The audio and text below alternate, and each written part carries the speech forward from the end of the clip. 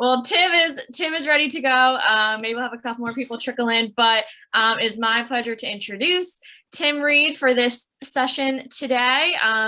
Actively maintaining a healthy circle. Thank you all for coming. I'm sure most of you know Tim. He is the face of the NLC conference, and he is the vice president for membership and operations here at ODK. He is a 1989 initiate of the Virginia Polytechnic Institute and State University Circle. He received a PhD in educational leadership and policy from Virginia Tech, as well as a Master of Arts in Education and a Bachelor of Science in Liberal Studies and Interpersonal Communication. Throughout the sessions, as Tim said, this will be an interactive session, so we do invite you to turn your cameras on. If you have questions, feel free to pop them in the chat or unmute yourself. With that, I will turn over to Tim. Thank you. And by the way, that's Corinne Kenny, who has been my assistant for this year. She's our consultant, our membership consultant. She's actually been running our national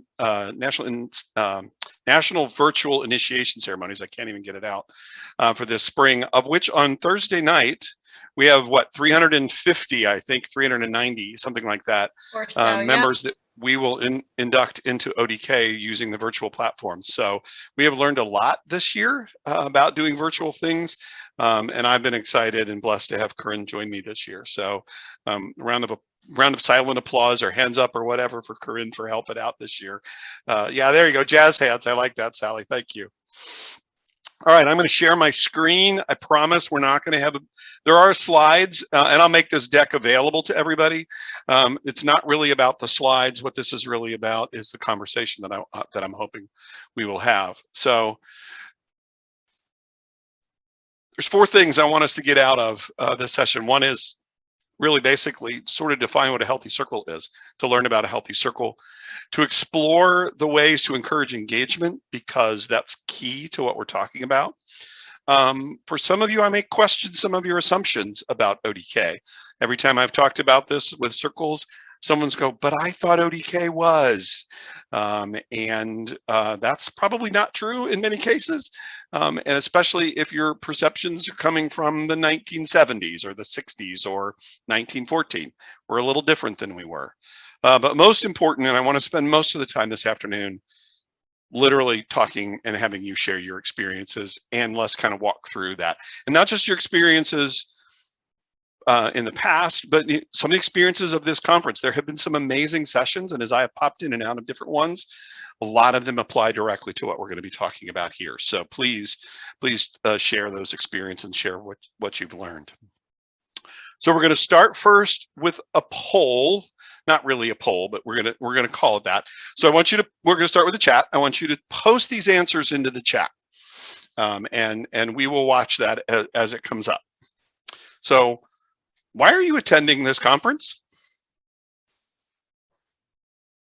I'm going to give a couple, 10 seconds, 15 seconds for each one of these, because there's a couple of these.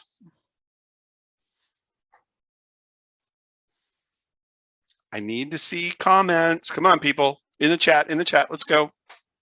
There we go. I'm seeing some.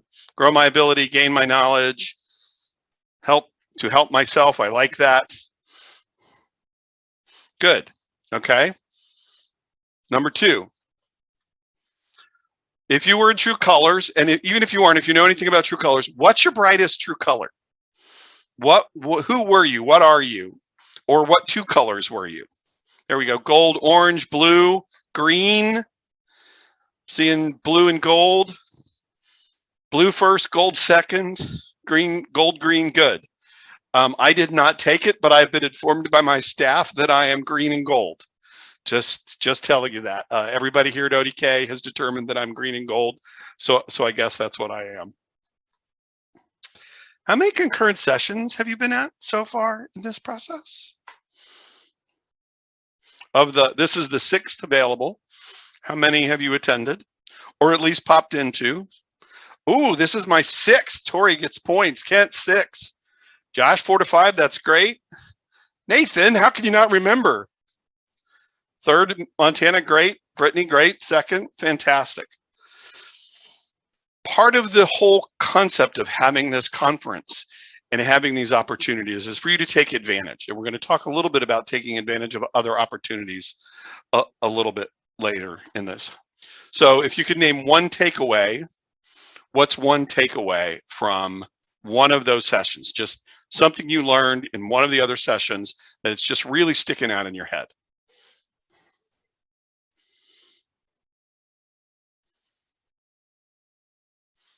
Listen for feedback. Absolutely. Support what they help create. I love it. Be vulnerable. Thanks, Montana. That's great. Programming accessible. Somebody was in the last session. Culturally competent. Great. Carrots work better than sticks. Not if you're building a fire, but that's okay. All right. Good answers. Good answers from everybody. All right. So the last one, and why we're here is your circle healthy and engaged? And I'm coming at this from the point of view of the person who's in charge of membership for ODK. And I work with a lot of circles. And we have a couple of them that are joining us here that are super healthy and super engaged. And honestly, I have no advice to offer them. They offer me advice on how to run this organization. But a lot of circles are really struggling right now. And some of that's because of the pandemic. Some of that's because of our world. And so that's kind of what we want to talk to. We want to get to, you know, what is a healthy circle? How do we define that? So here are the 6 things that I think, and it's not just really me, it's what I have seen and what we talk about in ODK and what the example circles, and we had a great presentation, and I'm going to say this several times. I already told Sarah I was going to do this. We had a great presentation from a super healthy and engaged circle, the Cigna Circle at University of Maryland. And they do every one of these, you know, and so if there is a template, there it is.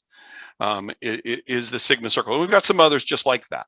But if you got a chance, their presentation is up on the EventMobi website in the app. Go there, pull down their presentation, because you really ought to have that if you're looking for something. So here's the 6. First thing is you got to have a solid structure. You have to have committed officers. You have to have consistent and robust recruitment. It's not just about being consistent. You can recruit every year, but if you don't recruit in a robust and active way, it doesn't matter if you're consistent. So you have to have both of those. Annual or semi-annual initiations. The consistency of initiation is very important, not just for the circle, but for the culture of the circle and the culture of your campus. And we'll talk about each one of these individually. At least 2 signature programs. We're not talking about 100 programs. ODK leaders are very busy. At least 2. We'll talk about those. And then the last thing is a significant presence on your campus. So we're going to go through all 6 of these. I'm going to talk a little bit at you in the beginning, and then we're going to break out. We're going to do some talk amongst ourselves, and then I'm going to spend a lot of time. I'm going to leave a lot of the rest of this for conversation. So let's get into these. What I mean by a solid structure, and I have seen this not just in my work with ODK, but my background is in student affairs and student activities. I wrote the university policies for 2 universities on student organizations. Solid structure makes an organization. So do you have bylaws? That link right there is to ODK's recommended circle bylaws. But do you have order? A circle that doesn't have an order, doesn't have bylaws, doesn't have governing documents, doesn't have some kind of structure, is not going to be able to hold. We talked about health. This whole circle is about health. Have you ever seen a human without bones? I think there's some movie where somebody loses all their bones or something.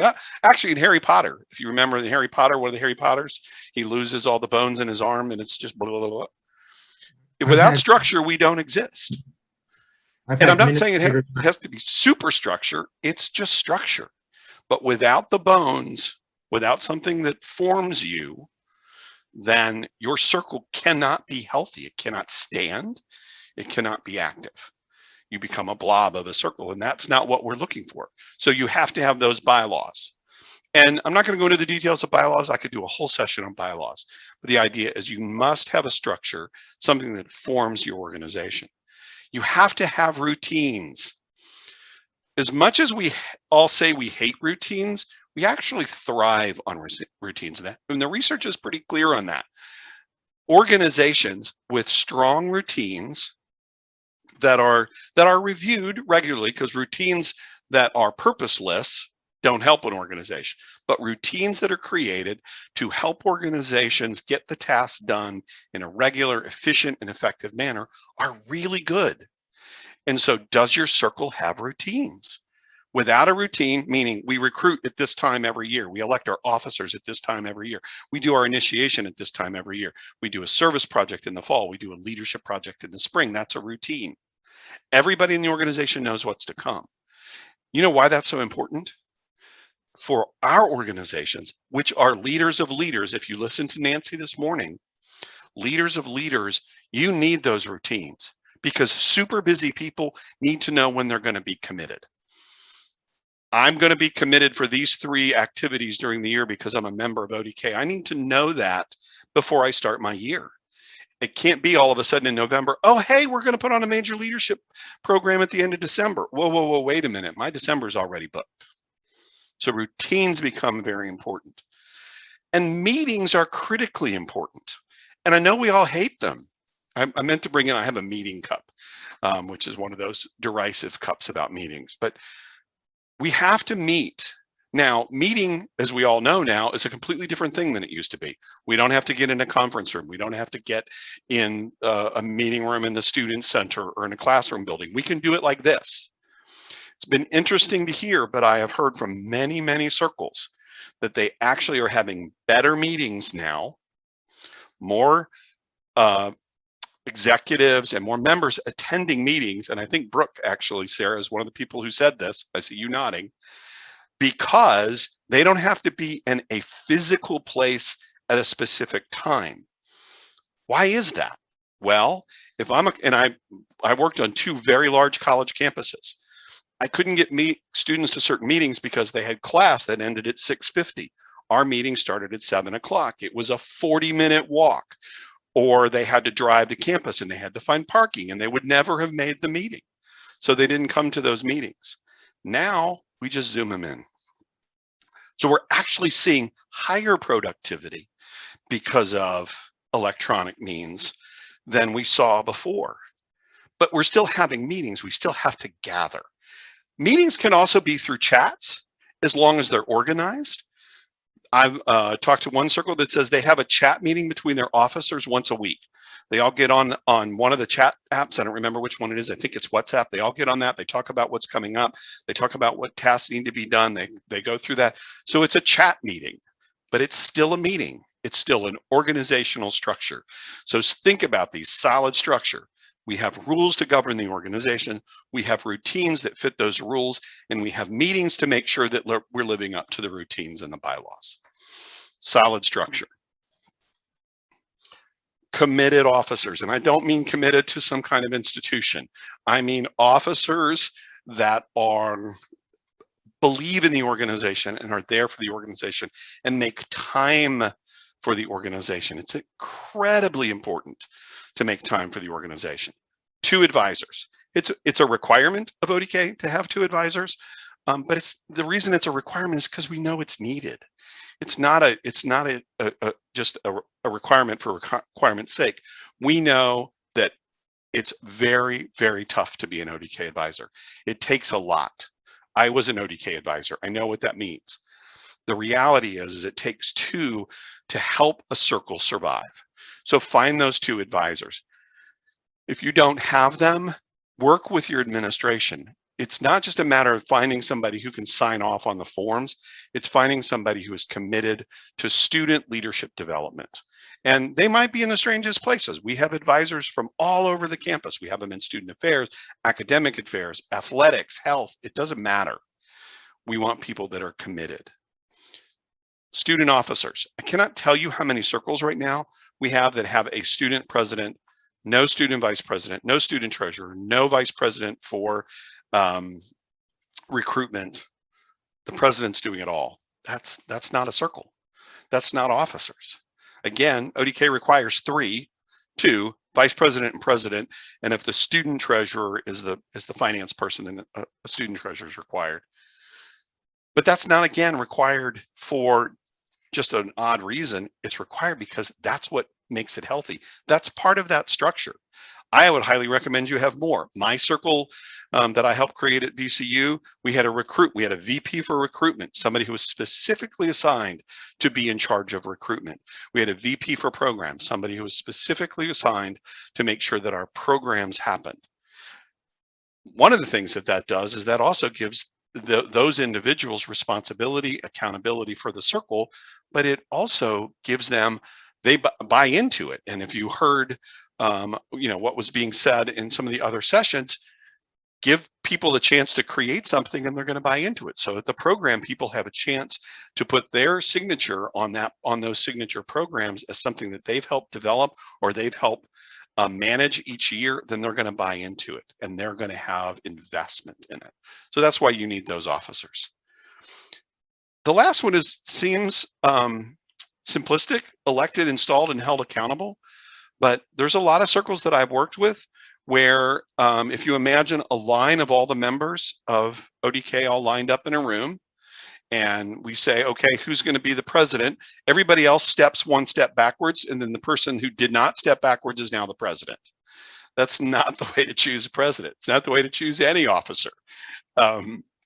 You want people who want to be those officers, which means those positions have to have some importance. There has to be something in them beyond just being the president of another organization. Because of course, remember, to get into ODK, you have to already be a leader. So it's leaders of leaders, and that's chaos. We also want to make sure that you're holding the leaders accountable, that they are held accountable for the work that's supposed to be done. ODK doesn't have to be complicated, but when we set up things within our circles to do, we want to make sure we're doing them, and we want to make sure that we're being held accountable for those kind of things in a way that keeps the circle moving forward and helps us grow. So that's it: advisors, officers, and they have to be elected and installed and held accountable. And I left out installed because I wanted to come back to it. Installed is really important. I'm going to talk about ritual in a minute, but installing officers and having officers do the pledge of becoming an officer in front of the entire circle, that's an incredibly important step. It gets ignored a lot in circles, but what you're doing is putting people up in front of the group to say, we are pledging ourselves. And everybody in that room that sees this then can also say, we put you here, we're holding you accountable, you gave us your pledge. You promised us that you would help lead this group. So that installation becomes very important. And I'm going to talk about ritual in just a second. Consistent and robust recruitment. Cannot talk enough about this. It is very much about what your campus is, what your culture is, and what you can make work. Some campuses do it twice a year. They do it very successfully. If you heard, I don't know if you've all heard Greg Singleton, who's the advisor at the Austin Peay State University Circle. They have done 2 recruitments this year. They've recruited more people in this year than they have in the entire existence of their circle. This is the largest year they've ever had in the pandemic. Now, yes, Corinne and I have helped them with 2 national initiation ceremonies, but I think that helped them. That was why we did it, is because it really helped their recruitment. But the pandemic didn't necessarily have to be a reason, but they had a robust recruitment. It wasn't just about saying, hey, we're going to initiate in March. What it was about is we're looking for people. They were reaching out. They were going out all over campus. They were non-secret. We are not a secret society. Membership in ODK is not a myth. It shouldn't be cloaked in secrecy. It should be an all-out act of, we are looking for the best leaders. And we are looking for everybody who is a leader on our campus to be part of this organization. It should be, and you can't see the end of my fingers, but that's what it should be. Open arms. We should be wanting all the leaders in. Now, if you're a very small circle, very small campus, you have a limited number of people. If you only have 1,000 people on your campus, you can probably only initiate 30 people per year because that's our rules about percentages. But some of our campuses, which have 40 or 50,000 students on them, initiate 20 students. You cannot tell me with an honest face that there are only 20 leaders on that campus that qualify for ODK. There's just no way.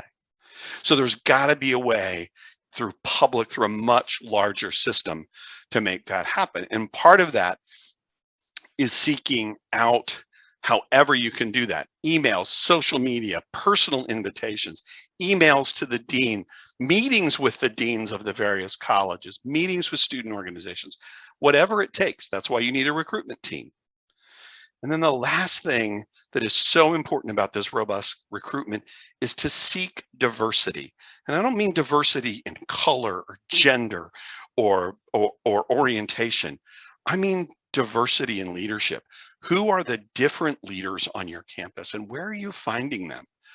Are you really recruiting that student who might be a leader in a way that you've never really thought about it before? Again, my experience as an advisor to a circle, we didn't have anybody in the arts program in our first year. Nobody from arts applied for ODK. So I went and met with the dean of the School of the Arts, and I talked to my arts students. I was the director of a leadership program, and I had 2 or 3 students who were in the arts who were in my program. And I'm like, why are you in this leadership program, but you're not applying to ODK? Their answer, nobody asked. I'm asking, apply. But because it's not normal or it's not seen as normal, or there's some cultural thing at your campus about, oh, well, they're not leaders in the arts, or there's not leaders in communication, that's garbage. There's leaders everywhere and anywhere. One of the great points that was made earlier today about recruiting is that we also have to think a little differently about who we're recruiting. The 5 phases of campus life don't really fit employment. But one of the things I can tell you is the college student who is the student manager of the Starbucks in the library at VCU, which at one point was the busiest Starbucks on the East Coast. That is according to Starbucks, was the busiest, but there was a student manager in charge for the middle of the day shift. College student in charge of the busiest Starbucks on the East Coast. We recruited that student for ODK. Didn't fit necessarily in any of our categories, but the person was a leader. What an amazing job. And he was doing a great job at it. So that's where you have to think differently about your recruiting strategies and your leadership. Formality. This is where I'm going to come back to this concept of ritual. Formal initiations are critical, whether they're done virtually and we're helping you with that, or you're doing them on your campus. You want to engage the whole circle. I've attended a lot of formal initiation ceremonies since I started this job, and I can't tell you how many of those. There was the 3 officers, the 2 advisors, and those were the only ODK members in the room. That's not how it should be. The entire circle should be there, and the entire circle should be engaged in that. Every member of the circle should have some role, whether that's greeting people who are coming in, or handing people certificates, or reading part of the ritual, or whatever it is. It doesn't matter whether you have 50 or 10 members of your circle, they should be engaged because it's the celebration time. I know that formality is not in vogue. I know that these big formal ceremonies, it was like, oh, I don't really want to go, but it sets us apart. The fact that we bring people together and we celebrate leadership in this formal way, and we go through a ritual, it sets us apart from every other organization, with maybe the exception of some of our sisters like Phi Beta Kappa and Phi Kappa Phi and fraternities and sororities. They have a fairly formal, if secret, ritual process, but most organizations don't. So make it formal, make it meaningful, and make it something that people want to come to. So have a speaker. This is a great place for you to use your honoris causa. You know, at VCU, and if you do not have your president initiated for your circle, you need to be doing that, or your provost or your vice president for student affairs. Invite somebody to be an honoris causa member and invite them to speak to the circle. It's a great honor on both cases. And then that's where you make it public. The president of your university is speaking at your circle. Invite the campus to come. We are not a secret society. Our ritual, our initiation ceremony is not secret. It's not private. It should be a public celebration of leadership. So invite somebody important to be a member of the organization and then make it a public celebration. If you, in the days where you had to provide food, you might have to provide more cake. But the reality is you don't have to provide cake. You can still do a fun celebration. You can make it public. And that's going to lead to one of the last points when I get to that. 2 signature programs. I say this all the time. ODK is not a certificate program. You don't join ODK. You're not invited into ODK to get a certificate and pin and never do anything again.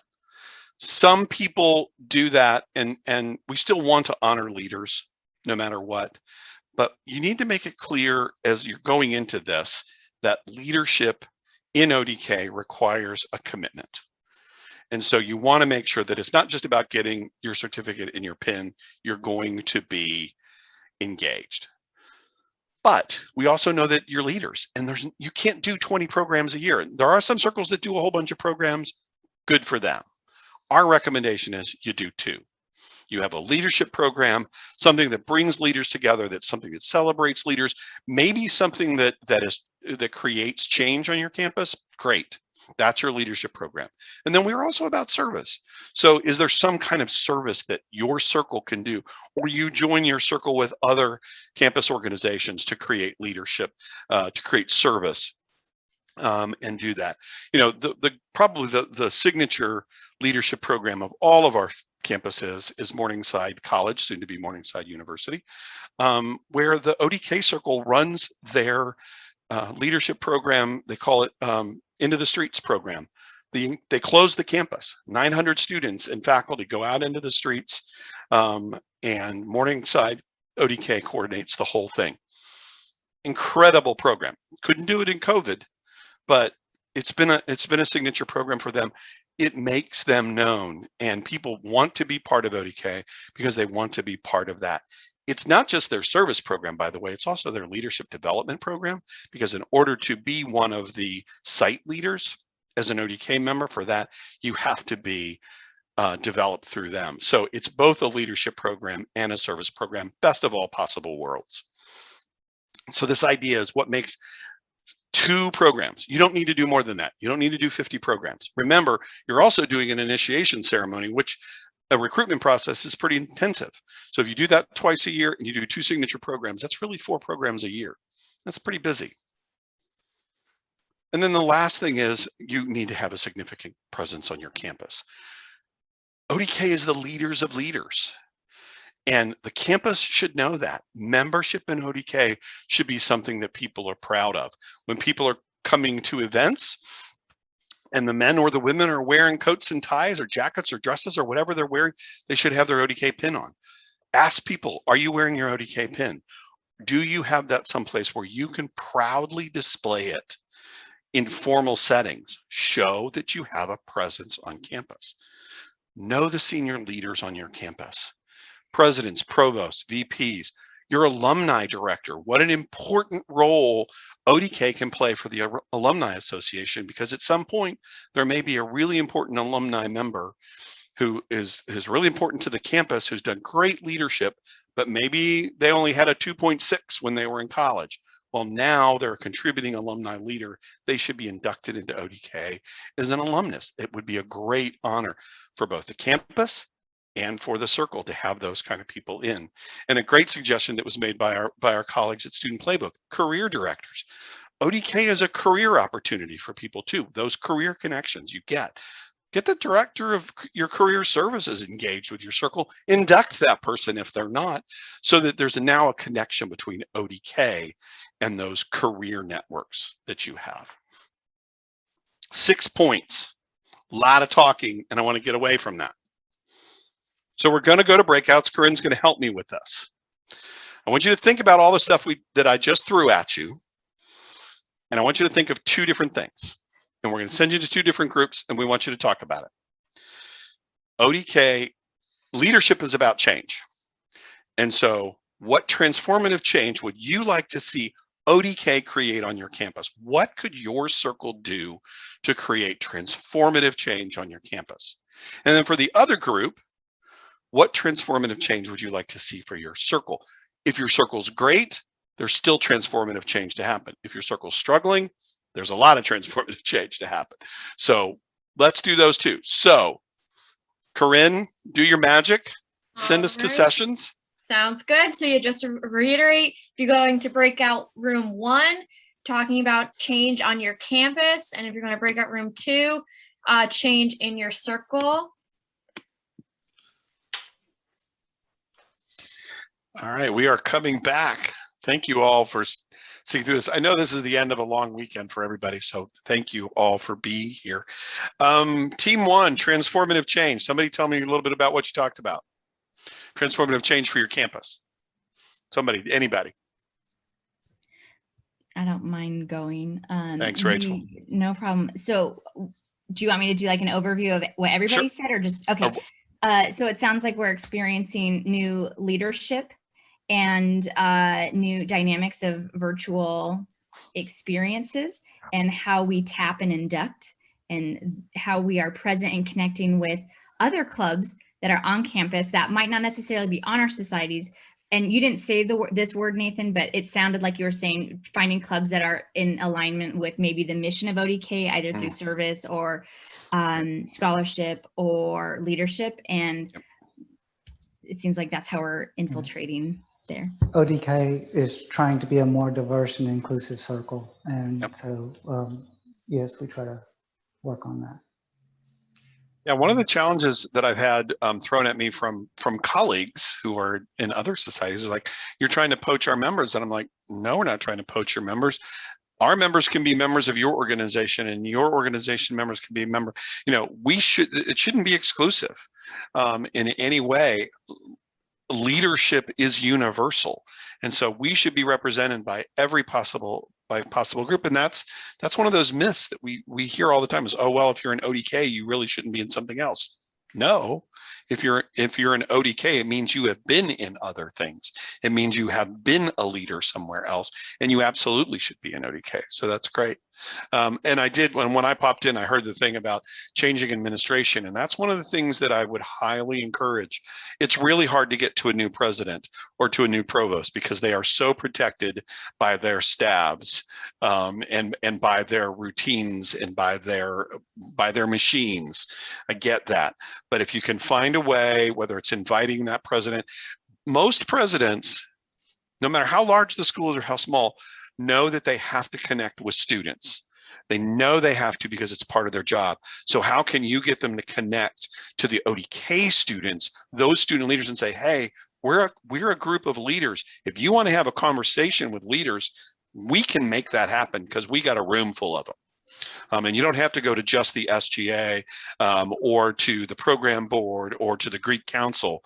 We've got them all. We've got SGA, we've got Greek Council, so we can expand that. So that's a great place to start when you have new administration. How you get them in that room is tough. You got to be tenacious. Believe me, I worked with 3 new presidents in my career. You got to be tenacious in that. But that's where advisors come in too.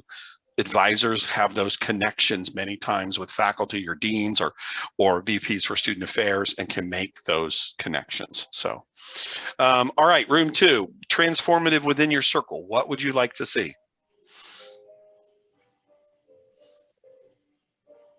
You weren't quiet when I was in there, so. One thing that I brought up was kind of communication from year to year. And I liked how you were talking about the structure of having the bones of the circle. But in order to have that, you need to have communication from last year's president to this year's president. So that's something that I wanted to see at my campus specifically. And that's actually gotten harder. When I started out in this business back before I was gray, there was a binder. and the minutes from last year's meetings and the scribblings from last year's secretary or president were all in that binder. Now it's an email. And even if you have a corporate email, like I think Maryland has a corporate email, you may all have a circle email, but even if you have that, if somebody doesn't have access to it or doesn't have the password or can't get to it, then all of that communication goes into the ether. And so you still have to find those ways. So I wouldn't recommend printing, but maybe it is a shared folder somewhere or some kind of electronic file. Flash drives still work in this day and age. Hand a flash drive over. One of the things that I joke about all the time with circles is that there should be a box. There should be a physical box that goes from administration to administration, or maybe it's kept in Sarah's office, I don't know, or Kent's office, that has the key and the signature book and the ritual materials and information from last year, because that at least tells you what happened last year. But that is critical. And I heard Montana was talking about how she didn't even get a line. People didn't even get to line up. She was just sort of anointed as the president of her circle. And so where does that information come from? And I will say that we may not have information about your circle, but the headquarters is here. We can help you rebuild whatever you need to rebuild to understand what it means to be a leader. Just contact us, because we do know that sometimes leaders scatter and there's no information. And as a new leader, you're like, what am I supposed to do? That's what we're here for. That's why there's a national headquarters. So let me emphasize that. Let me go back. I'm going to share, because I'm going to be respectful of time, and I do want us to have a little more conversation. I'm just going to share this real quick. So go back to the beginning. I want to reiterate my points before we start to wrap this up. Solid structure. Remember the bones of the organization. Committed officers. Listen to some of the things we talked about, that commitment to communication, to having people who are going to transition the organization from year to year and be those tenacious individuals who are reaching out to those new presidents or vice presidents. Consistent and robust recruitment, looking constantly at how can we bring more people into this organization, not how can we limit it, how can we bring more people into the organization. Making sure our initiations, our rituals are real and they are open and they are public. And whether you do it once a year or twice a year, everybody knows. And that's one of the things that's really important. It's sort of in the last point too. Everybody knows when ODK is recruiting and everybody knows when ODK is initiating. Make your signature programs and make them public. Social media is a great way now to be saying, hey, we're doing this. This is ODK, and ODK on everything. I heard a couple people talk about making sure that ODK logos and signatures and all those kind of things are wherever they need to be so that people know you exist on campus. Not everybody has a fountain like Maryland. I'm sorry, just don't. But you don't necessarily need a fountain, you just need the presence. And then that significant presence on campus. Make sure that people know who you are and that you're a public organization and that you are there to bring more people in. The more your campus knows that you are not this secret society or that you are restrictive. Yes, we are restrictive. You got to be in the top 35%. You have to be a leader. You have to be a sophomore, junior, or senior. Those are some restrictions, but other than that, not a whole lot of other restrictions. So now, for the next 10 minutes, questions. What do you want to know? What can we help with? What can we share with each other? And I'm gonna unshare here so that we can all see each other.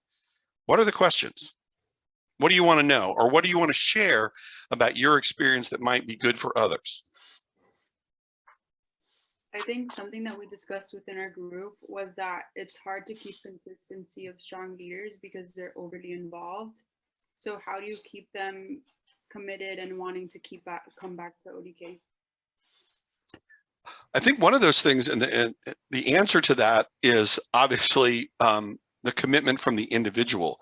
So that is where you come into that election process, and not to diss Montana because she was sort of thrown to the wolves in this case, but when you have a public election of somebody, when that person is initiated and then that person is installed publicly, now there is some accountability that they have. And when that person is the person who installs the next generation, there's a public accountability there. So that starts to build that consistency. And the circles that we see that do those public elections, meaning within the circle, you're actually electing people and you are installing them in the public ceremony. The installation of officers should always be part of an initiation ceremony whenever you do that, so that it's not just the circle that's seeing it, it's the public that's seeing it. The keynote speaker of that ceremony is seeing that Montana has been installed as the president of ODK, and it becomes important. That will really help with that ongoing consistency of having leaders transition that leadership each time.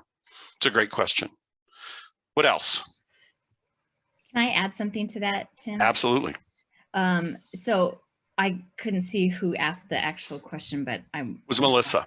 Oh, was Melissa? I didn't know if you were moderating for it or if that was actually your question. Okay, so I was going to also say that because we have really brilliant circle leaders that are engaged in so many other activities and they're led other places. If I didn't start and end leadership in the context of inspiring committed relationship, and one of the first questions that I asked the leaders when I installed them was, what do you need from me? What can I offer you from ODK, and what strengths do you bring to ODK so that we can develop this mutual win-win relationships? And it's amazing how many wanted service hours, which ASU has a way for you to legibly report that on your transcript, and a letter of recommendation. They were like, just help me get into grad school. Just help me get into this program. Will you write a letter for this scholarship? And that like put me at the top of the attention list because they knew that I cared, and it's been effective. Yeah.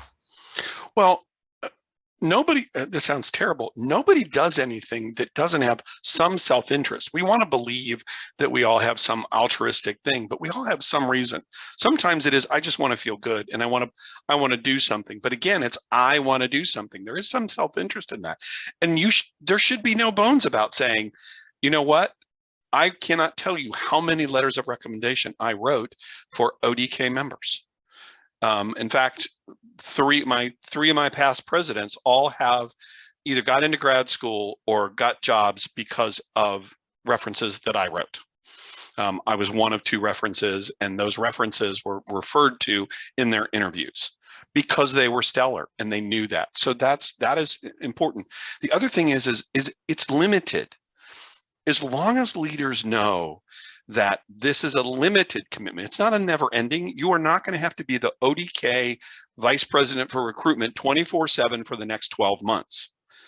You have a narrow window. You're going to do recruitment from this point to this point. You're going to have to be at these meetings. And that's why when I said earlier about structure, if people know when those meetings are, if they know what the structure is, they can plan their day, they can plan their week, they can plan their year. But if you tell somebody, oh, we need you to be the VP for recruitment and we don't have a plan, sorry. You know, or it could be, we don't have a plan, but we believe you can do it. And here's the limitations of that. You know, you don't have to do this alone. We're going to help you because we don't have a recruitment plan. We've never had a recruitment plan before. We need one now. And you are going to be responsible for that. And oh, by the way, when that plan works, that person gets praise. That person gets recognized for going from 10 members in the circle to 50 members in the circle. That's worth celebrating. And we're celebrating at that ceremony. There are 50 people standing in the room because of the work of Nathan. Nathan did this with our help, but he led this effort. Boy, that's one of the things that's so important. Great perspective, Rachel. Somebody else, we got about 5, well, we actually can go till 4:30, but we're not going to do that. But anyway, we could chat. I could chat about this forever. So questions, other perspectives. One thing that I would like to add is that you brought up recognizing and looking at the recognition that you can get from your advisors. But another thing as chapter presidents you can do is you can recommend your advisors for adoration from national as well. And it's important that you look at the people that helped you and try to help them, because you can give back as a student president or a student officer. You can look at what can we do to make our chapter stronger from the people that help us make the chapter stronger? So looking at what's available nationally as recognition is an important step in showing leadership from an ODK's perspective. Nathan, thank you for that, because in fact, Nathan's advisor and Sarah's co-worker, Brooke, are both national recipients of awards because people within their circle recommended them for national awards in ODK. How important is that? And not just ODK, think about your local. Again, I worked in student activities. I was in charge of our Leadership and Service Awards program for 14 years at VCU. I wanted to see advisors recommended for the Advisor of the Year award. And so I went out and asked, organization after organization, surely you have an advisor who's done great things for you, and you want that person recognized publicly. So there's got to be campus recognition, and then there's got to be, there is national recognition. We have our awards program right now. You can nominate your advisor for the Moreland Bishop Award. You can nominate individuals for the Hogle Award or the Rourke Award for meritorious or distinguished service to ODK. So, but almost the most important is, what's the personal recognition? How are you telling your advisors on a day, week, month, year basis that they are helping you with your education, with your life?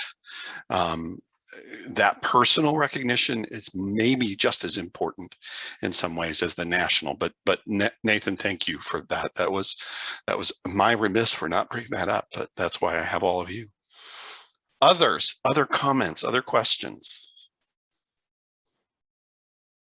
What did we miss? What did we not talk about that you thought we would talk about in talking about healthy circles?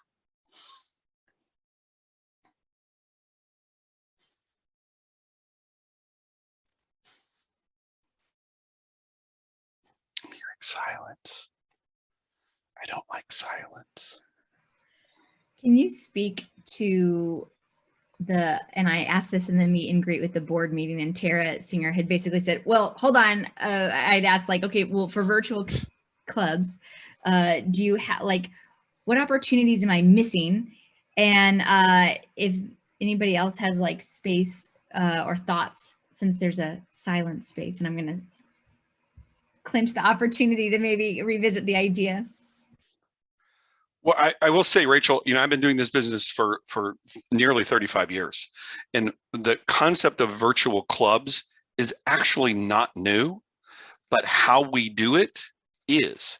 And the reality is that there have been clubs that have existed forever that people are only together because they wrote letters to one another. They did those kind of things. You think about the old trope of the guy in Russia and the guy in New York who are playing a chess match, and they're sending letters back to each other with the moves over months of time between the two letters. So that virtual world has actually existed. It's just so much faster now. I think the whole concept is what are you engaging them in? What are they doing that's contributing to their society, their group around them? That's how you have to think about this, or to their personal development. So, a number of circles have started to do online leadership development training for their members. They may have had them come into a ballroom before, but now they're doing this. I'm going to do an ethical workshop for Widener College and for St. Louis University in a couple of weeks, because they can't bring their people together. And so we're going to do an online workshop to help develop them from the ethical leadership point of view. So it's really, when you're talking about an existence of people who are now in this kind of space, it's what are they doing? What are we doing together to support ourselves and to help continue to develop us? Is there also another way? Service project, a couple of circles have talked about virtual service projects where they are reaching out to individuals, whether it's nursing homes or folks who are trapped at home. And it doesn't even have to be elderly or that. There are people who are trapped at home by COVID because they may have health issues that they literally cannot leave their house without putting themselves at true risk. Can we find a way to know who those people are and then chat with them. They might have an iPad, they might have an iPhone. You can chat with those folks at least once a week. That's a service project. We can't go to nursing homes and sing Christmas carols anymore, but we could do those kind of things. So those are different ways in which we can take this virtual organization and use this new platform to do the things in a different format that we used to do. Does that help? I'll add to that. You know, we have a pretty strong alumni base for our circle, and we used to do, you know, at least 1 to 2 networking events with our alumni every single year. But their attendance was always so challenging because a lot of them were working full-time jobs, and then we'd ask them to commute to College Park, if they even lived locally, or you know, our alumni are all over the place. But what we were able to do this year is do alumni panels over Zoom, and so we're now able to connect with our alumni who are out in California doing wonderful things that, you know, we may have lost touch with other than the mailings that we sent them. And so we've done one and have one more this upcoming week with them. But to really make them topical to what our current members are looking to learn, and combine that networking piece. And so it's one thing that we're like, how do we keep that once we go back to whatever this newer normal might be, but, you know, not lose those connections with our alumni who aren't nearby, or this is just much more accessible for them to be engaged with us. Yeah, I can see a role in ODK. We talked about officers earlier. I can see somebody who is in the future is going to be who is the electronic or the online media, online manager, to make sure that those exact kind of things don't stop, because they shouldn't. Just because we might go back to being in person, what a great thing. One of the myths about ODK, we talked about myths, one of the myths about ODK is that your experience ends when you graduate. No, you should be connecting to those ODK alums from 25 years ago. That's what we're about. We're supposed to be about connections and collaboration.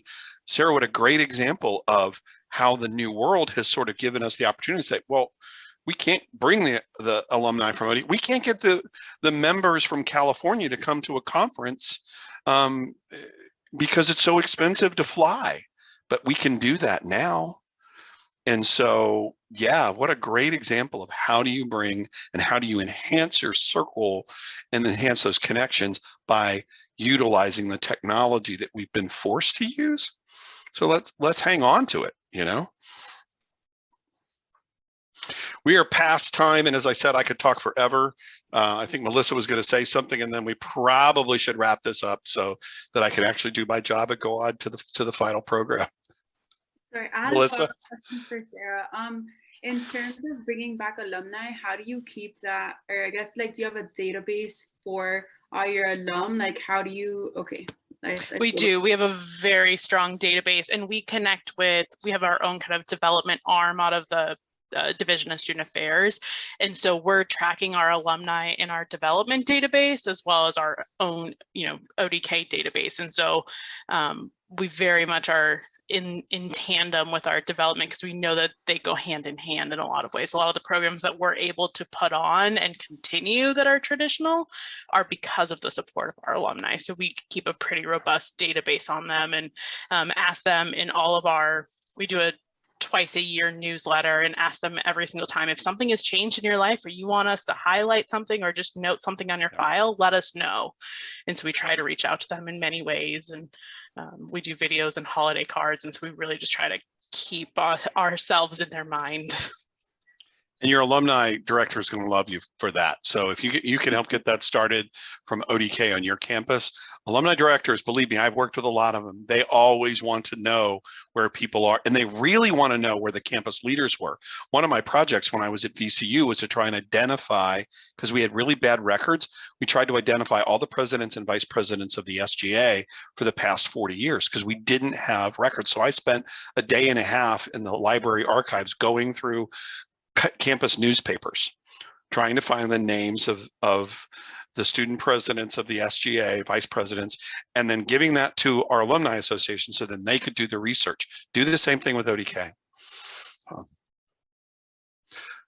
All right, I really should shut up. Corinne, you did tell me to shut up early enough, so we're gonna get out of here. It's all right. We're only 5 minutes past, but I just want to remind everyone. So we have our last featured speaker, Summer Owens, at 4:30 Eastern time. Don't want to miss that. It's going to be It's awesome. Keynote, yeah. And then we have our closing at 5:45, which will just be some closing remarks and a lot of thank yous and a lot of acknowledgement to all of the hard work that was put in. But I just want to thank Tim for his great presentation and all of you for coming. Really, really great work in maintaining your healthy circles. Reach out to me anytime. Tim@odk.org. Really easy. I am here to help you, to help you be the best circle you can be. Thanks, everybody, and we will see you in about 25 minutes.